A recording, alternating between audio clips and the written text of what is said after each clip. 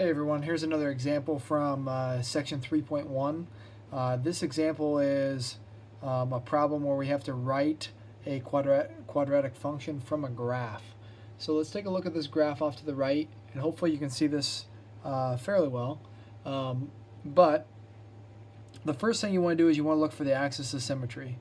So if I look here, I can see that basically this thing is being reflected across this axis of symmetry, which means that my vertex then is this point right here. So that's my vertex. And my vertex then, I can write that down as its coordinate, which would be 3, comma, if I count down, that's 3, comma, -6.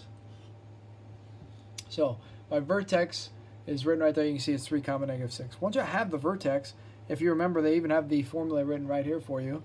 F of x equals a x minus h squared plus k. So this is the original formula. What I can do with the vertex, I can plug that in. So I have f of x equals a x minus the x here, which is 3 squared minus 6. So this is at least a partial equation that we've written. The problem is we don't know what a is, and we got to figure out what a is. So before I can finish this, I need to basically pick another point that's on this graph. And if you look here, the point that I really want to pick is usually the y-intercept, just kind of like in linear equations.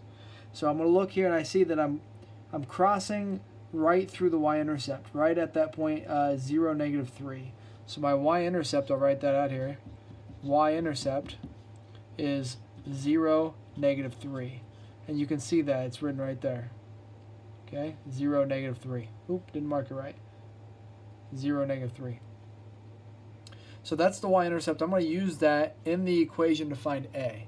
So what I'll do is I'll plug in -3 equals a 0 minus 3 squared minus 6.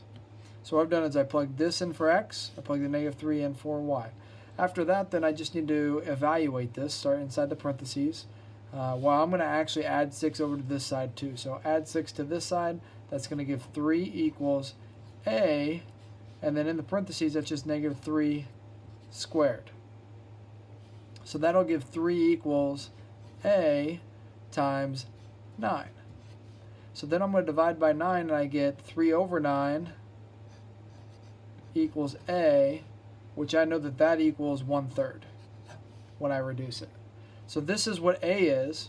If I go back to this equation that's right here and write that here, f of x equals, and instead of saying a, I say now 1/3, right? We're going to take that and plug that in.